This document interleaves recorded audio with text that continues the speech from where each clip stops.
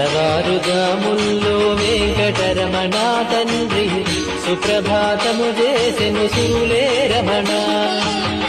పంచామృతములతో వెంకటరమణ తండ్రి నిత్యాభిషేకములే నిత్యము రమణ.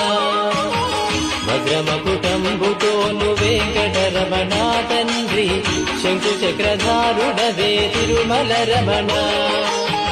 మూడు నామాలతోను వెంకటరమణ తండ్రి ముల్లోకములు ఏడడి మూర్తి విరమణ.